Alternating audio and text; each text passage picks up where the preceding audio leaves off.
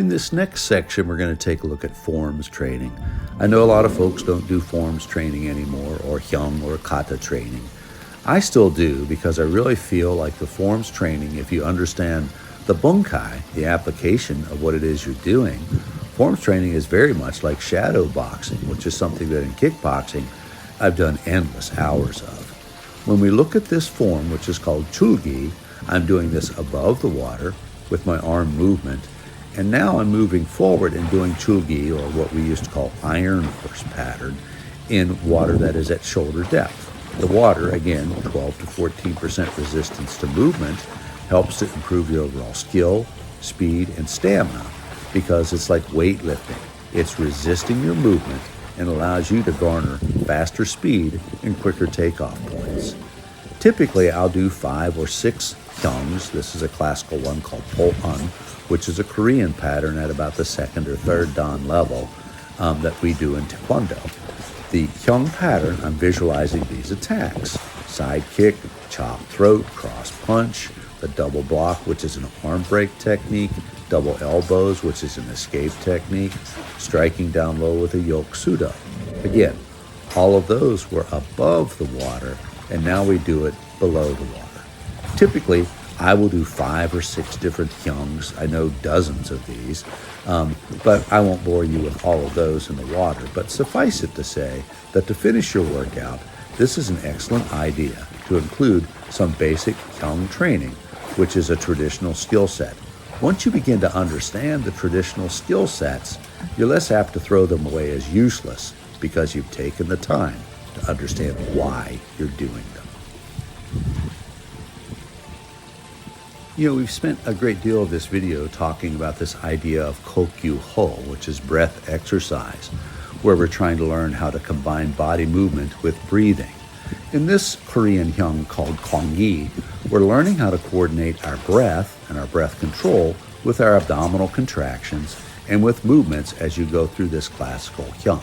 Again, I don't want to get into a debate on the overall effectiveness of this other than, let's see, I'm in water, the water's resisting my movement, I'm actually throwing kicks and punches, my heart rate's going up, which is garnering a cardiovascular benefit, I'm learning how to control and coordinate my breathing with my overall body movement as I rehearse various blocks and strikes and kicks, and I'm focusing on those strike points, which improves my kime.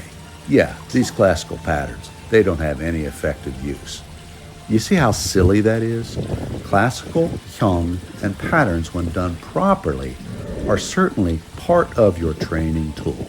It's not the only tool, but certainly it's something that should be done and should be included in any classical martial arts training realm.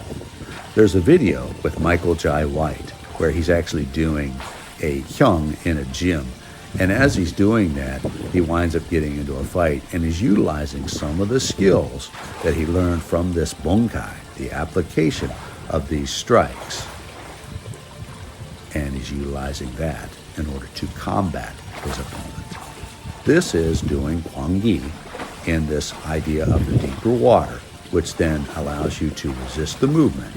And it's kind of like weightlifting for a karateka who's doing these classical strikes and classical hits, and visualizing what it is that he's doing to his opponent. Kwangi, because it is a breath exercise, is a really interesting pattern. Let's take a look at this, which is a Korean version of a kata that is called basai. There's so many variations on basai that it's kind of interesting.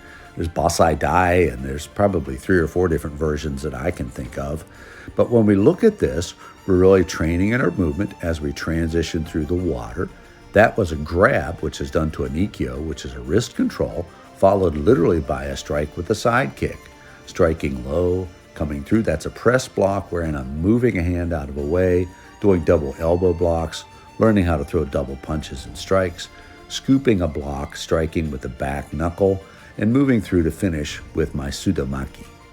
If we take that same basai pattern and now we do it at chest depth, you begin to see some of the resistance again to movement. We're getting a cardiovascular benefit from this training. We're moving through the various stances and positions, and I'm blending that with my body's coordination, and my breath coordination. Let's watch the rest of Basai, and then we're going to finish these Hyung patterns with a breathing pattern that's called Sanchin.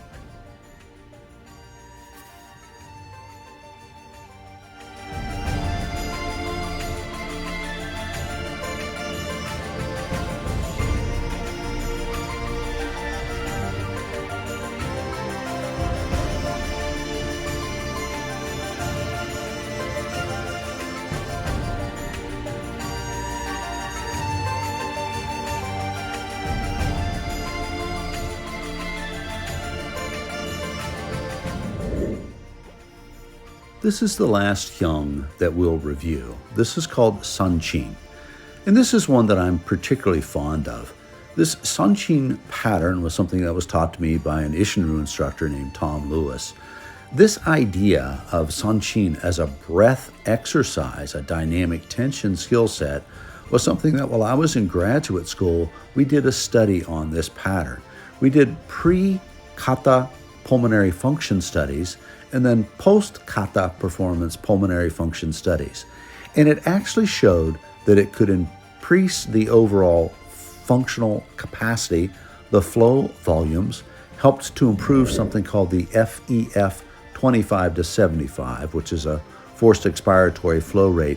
It's something that we measure in asthmatics because that's where you can get some constriction of those bronchioles that can cause some breath problems.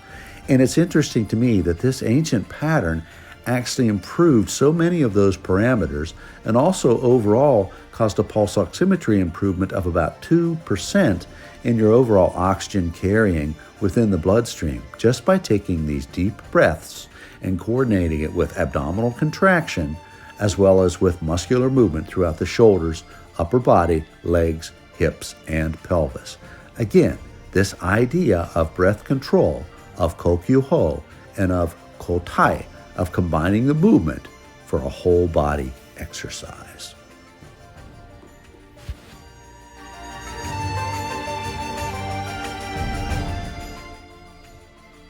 Everyone knows that when we exercise, we help to eliminate toxins and purify our system. This systemic purification is something that is called misogi. The Japanese would often do this under a waterfall with water striking them on top of the head, and it allows you to focus on the feeling of that water running down over your head and across your ears. While you're focusing on the feeling of the water, you're focusing on a calm, relaxed breath, on keeping your heart rate slow, and on trying to basically just get to a state where you're almost floating. It's almost like the art of the mind of no mind. And it is through this idea of misogi, or body purification, that it allows us to step into some of these traditional aspects of body purification. Here is the definition of misogi according to some dictionary definitions. It's interesting to me that in the Kimono-mono Mountains, which is where O-sensei grew up, that he would often hike up into the mountains to perform misogi. He did this specifically after he returned from the Russo-Japanese War. But that is a lesson for our upcoming video, which is on part 3 of the history of Aikido. Thanks for watching. Please like and subscribe to Dane Harden Martial Arts on YouTube.